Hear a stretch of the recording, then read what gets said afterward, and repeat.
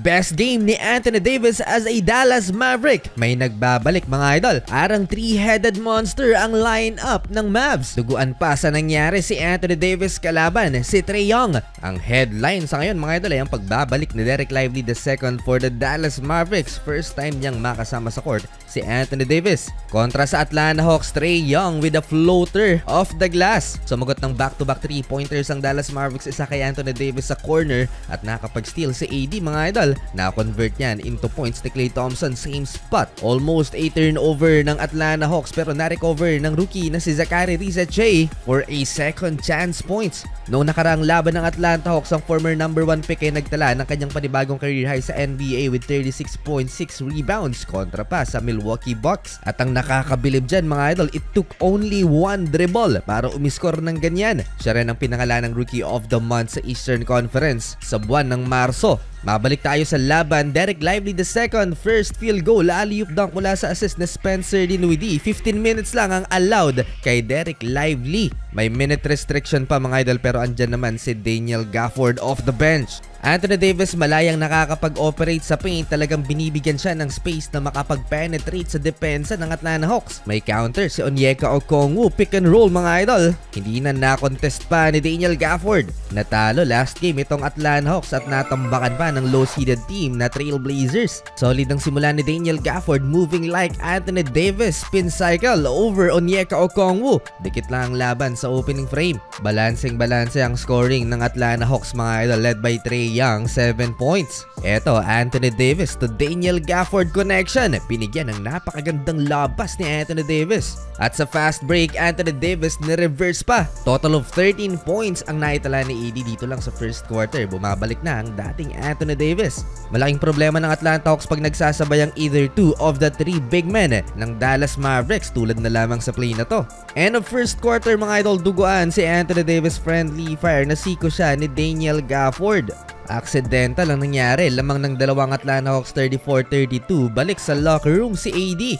Second quarter on pace si Trae Young for another double-double performance. Well, sagutan sa 3-pointer Caleb Martin and Klay Thompson with a 3-point basket habang si Trae Young bumitaw ng napakalayong tres, almost logo shot. No sign of Anthony Davis sa bench ng Dallas Mavericks, buti na lang nag-step up si Spencer Dinwiddie. Battle of two guards, Trae Young to Onyeka Okongwu, alley-oop dunk. Agad na kinounter yan ni Spencer Dinwiddie with his own layup against the rookie. Habang wala si AD sa court, si Daniel Gafford at Dereck Lively II ang nagsalitan sa pwesto ni AD. Lakas ni Gafford, tatlo pang sumabay sa kanya sa paint mga idol, pinapagpag lang niyang depensa ng Hawks. Recovery sa depensa naman ang downside ng landlord dahil hirap makapag-contest pag naunahan ng kalaban. Tulad sa play na to, naisahan siya ni Trae Young and one basket. Klay Thompson, decente ang performance sa first half mga idol with 3 3-pointers, 9 points for Klay. Eksaktong 2 minuto bumalik sa court si Anthony Davis. Meron pang isang big man na hinugot si Jason Kidd, si Kai Jones mga idol, ang napaka-athletic din.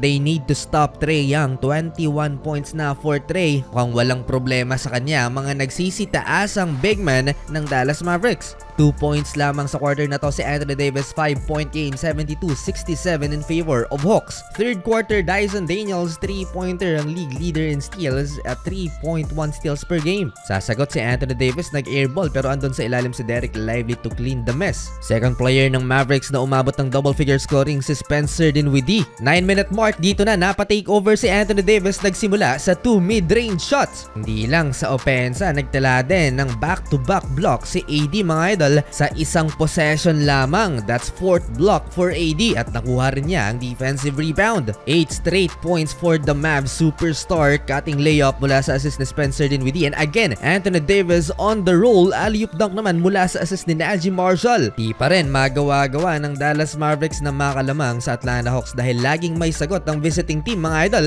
tuwing kakananga itong Dallas Mavericks. Anthony Davis hustle, all out effort by AD, baba ulit sa 2 ang lamang ng Hawks Hawks with this Anthony Davis putback layup. 25 points, double-double na si Anthony Davis. Habang nasa upuan sa AD, Daniel Gafford, alley-oop dunk. That's 11 points for the landlord. And finally, with 3 minutes left in the third quarter, first lead ng home team since early second quarter. Max Christie extends the lead with an and one basket. Kumakana ang lahat, 7 points na rin si Caleb Martin. Partida pa to sa Atlanta Hawks. Wala na ang Kyrie Irving, wala pang PJ Washington ng home team.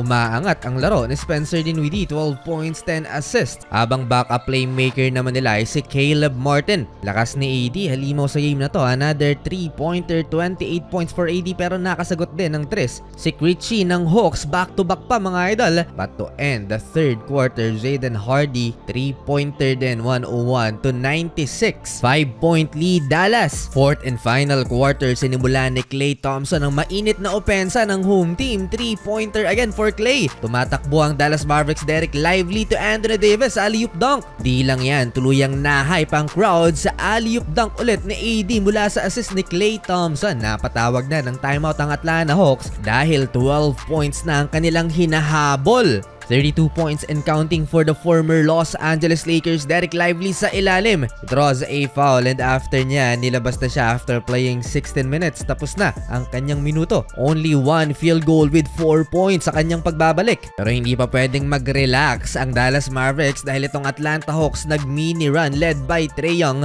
at mabilis nilang naibaba sa 5 ang lamang ng home team, 109-104. Mukhang macho-choke pa ang Dallas Mavericks 11-2 run ng visiting team. Baba na lang sa isa ang lamang ng Dallas, 111-110 halfway. Down the stretch, Klay Thompson, tough bucket sa corner mga idol, long 2-pointer. Sumagot sa Onyeka Okongwu mga idol, big time shot over Anthony Davis and one. Natuwagan din ng offensive foul si Caleb Martin, si Nico, si Terrence Mann. And for the lead, Atlanta Hawks, libreng-libre mga idol sa corner, Dyson Daniels, 3-point shot. Yun na nga, 8-0 run ng visiting team. Na-choke ang Dallas Mavericks dito nila. Mas kailangan si Kyrie Irving kaso wala. 3 minutong walang field goal ang Dallas Mavericks mga idol. 3-point game. Spencer Dinwiddie nagmintis ng crucial shot. Hindi rin nakatalo ng maayos si Anthony Davis but Klay Thompson, last 41 seconds, saved the Dallas Mavericks to tie the game at 118. And excellent defensive possession for Anthony Davis. Supalpal niya si Trae Young. Pang-5 block shot na yan ni Anthony Davis.